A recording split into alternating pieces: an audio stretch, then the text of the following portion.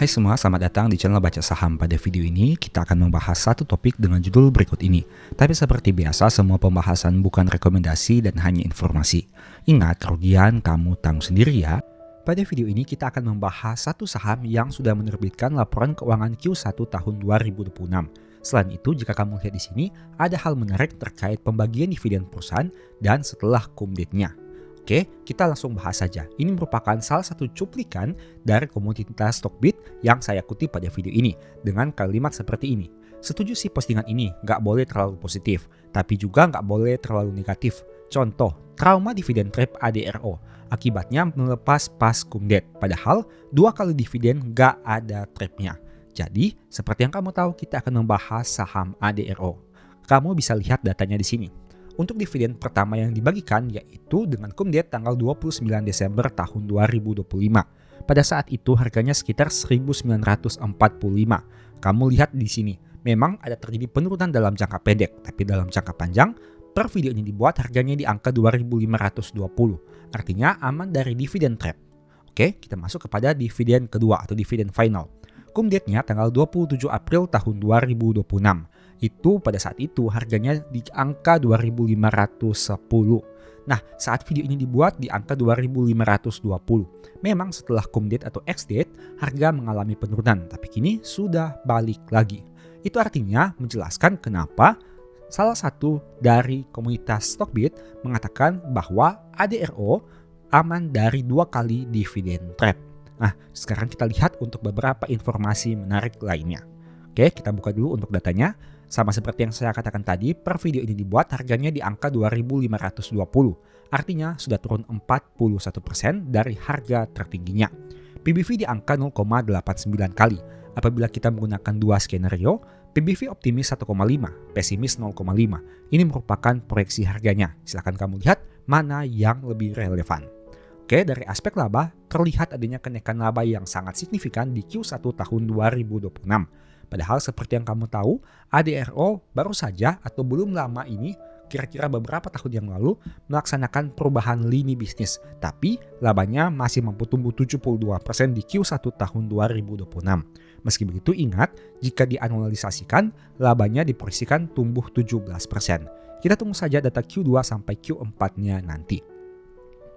Untuk aspek dividen, ADRO merupakan salah satu saham yang tidak diragukan lagi, di mana biasanya bagi dividen 2 kali dalam 1 tahun.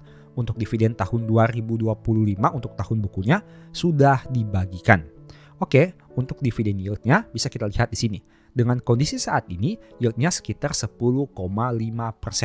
Itu tentu saja sudah memperhitungkan dividen interim dan dividen final. Tapi apabila labanya mampu bertumbuh, maka yield-nya juga diproyeksikan tumbuh dengan asumsi payout ratio-nya tetap dengan angka dividen yield sekitar 12,2%. Oke, sekarang coba kita lihat datanya di sini khususnya terkait laporan keuangan Q1 2026. Ini merupakan datanya. Data disajikan dalam ribuan dolar Amerika Serikat. Jadi, jangan kamu bingung jika angka labanya berbeda dengan angka yang tadi kamu lihat. Karena ini di aplikasi Stockbit dalam bentuk rupiah dan di laporan keuangannya dalam ribuan Amerika Serikat. Oke, kita lihat pertama dari saldo kasnya yang mengalami kenaikan 10,9%. Untuk komponen asetnya yang terbesar adalah aset tetap dengan kenaikan kurang lebih 4,6%. Nah, sekarang kita bandingkan. Untuk saldo kas yang dimiliki ini lebih besar dibandingkan liabilitas jangka pendeknya yang turun 31,5%. Artinya perusahaan mampu melunasi seluruh hutang jangka pendeknya hanya dengan saldo kas yang mereka miliki. Tapi apabila ditotal, liabilitas jangka pendek dan jangka panjang, angkanya masih lebih besar dibandingkan saldo kasnya. Itu artinya apabila perusahaan ingin melunasi seluruh hutangnya, mereka masih butuh sumber dana lain di luar dari saldo kasnya. Untuk aspek ekuitas perusahaan masih mengalami pertumbuhan 9,15% di Q1 tahun 2026 ini. Nah, untuk liabilitasnya juga saya sudah lupa tadi. Jangka pendeknya mengalami penurunan 31%, tapi untuk jangka panjangnya naik 23,13%. Oke, sekarang mari kita lihat dari laba ruginya. Pertama dari pendapatan. Pendapatan perusahaan naik sangat baik dengan angka 23,40%. Dan beban pokok pendapatannya mampu terkontrol dengan kenaikan yang hanya 7,76% saja.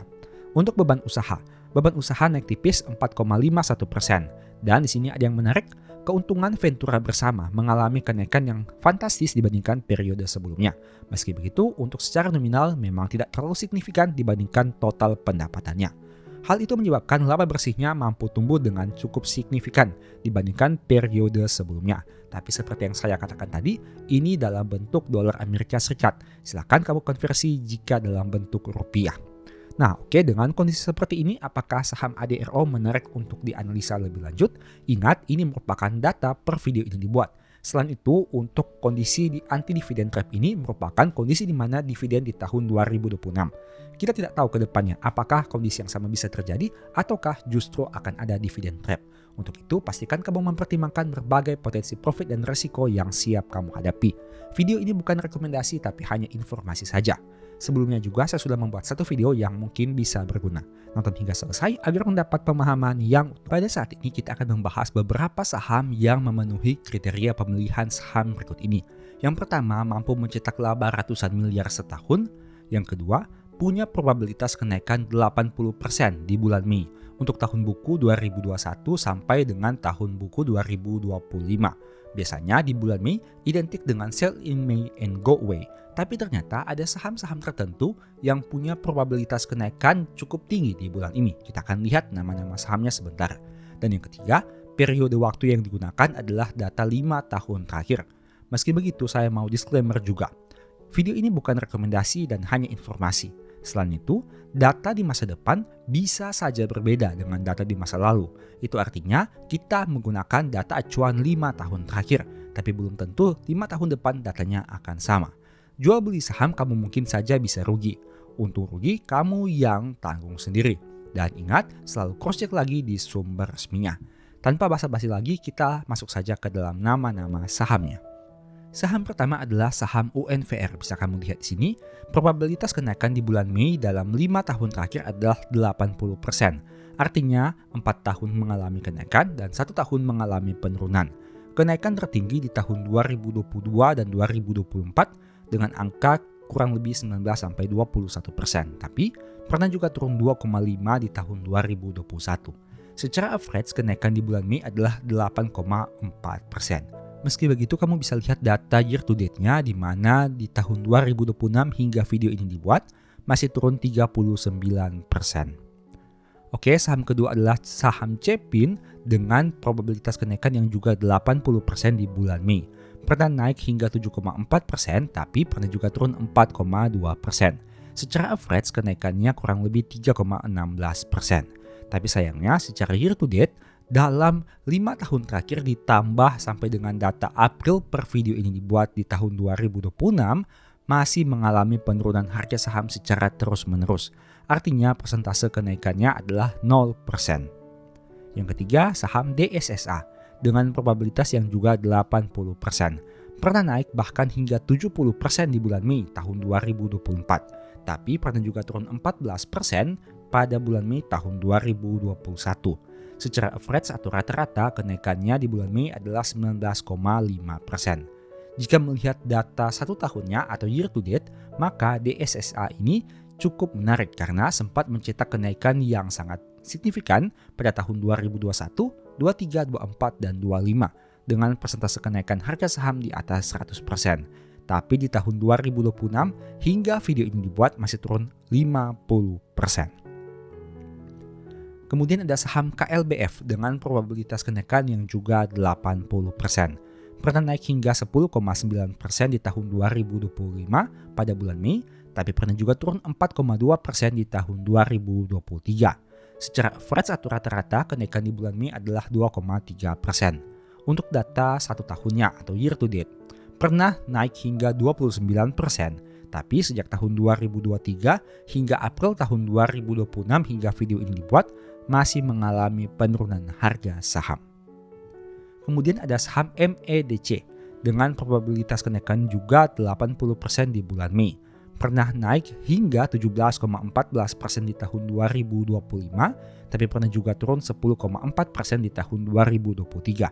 Secara average kenaikannya 3,8%. Nah, untuk data 1 tahunnya bisa kamu lihat saham ini bahkan pernah naik hingga 116% di tahun 2022, tapi pernah juga turun 22% di tahun 2021. Di tahun 2026 hingga video ini dibuat masih naik 27,78%. Kemudian ada saham Dinet dengan probabilitas kenaikan juga yaitu 80%.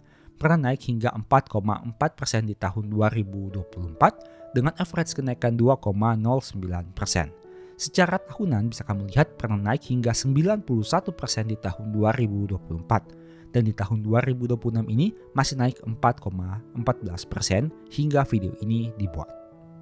Kemudian ada saham Inco yang pernah naik hingga 40,9% di bulan Mei tahun 2025, tapi pernah juga turun 9,6% pada bulan Mei tahun 2023. Secara average atau rata-rata kenaikan di bulan Mei adalah 12,7%.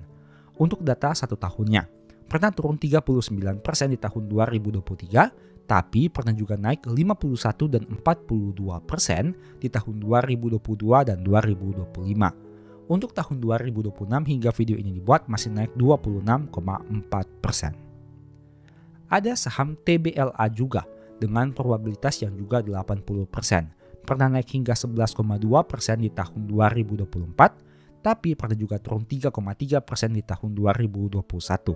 Secara average kenaikannya 3,3%. Untuk data 1 tahunnya, pernah naik hingga 8,89% di data tahun 2026 sampai dengan bulan April hingga video ini dibuat. Tapi pernah juga turun 16,3% di tahun 2021. Nah, dari 8 saham yang kita bahas, apakah menurut kamu ada yang menarik untuk dianalisa lebih lanjut? Ingat, saya hanya menggunakan data acuan tahun 2021 sampai tahun 2025 pada bulan Mei untuk melihat probabilitas kenaikan yang mencapai 80%. Artinya dalam 5 tahun terakhir ini, saham ini di bulan Mei lebih banyak naik dibandingkan turun. Tapi seperti yang saya katakan di awal video tadi, ini merupakan data di masa lalu. Di masa depan, kita tidak tahu apakah akan mengulangi hal yang sama atau tidak, khususnya untuk tahun 2026 ini. Mengingat banyak sentimen yang bisa kita kaitkan dengan penurunan harga saham yang cukup signifikan hingga video ini dibuat. Tapi tentu saja kita berharap yang terbaik dari pasar saham kita yang mana bisa mengalami kenaikan yang signifikan di masa depan. Semoga video ini bisa memberikan manfaat baru kepada kamu. Dan ingat, video ini bukan rekomendasi tapi hanya informasi saja. Mohon juga kamu dapat cek lagi di data resminya. Demikianlah pembahasan singkat pada video ini. Selalu ingat bahwa semua saham dan pembahasan yang ditampilkan bukan rekomendasi dan hanya bersifat edukasi. Segala risiko kerugian menjadi tanggung jawab kamu sendiri. Mohon juga agar dapat mengecek kembali data yang ditampilkan karena bisa saja terjadi kesalahan pengetikan atau pengambilan data. Di video berikutnya ini dibahas materi apa lagi? Tulis di kolom komentar ya. Berikut ini beberapa list ebook baca saham.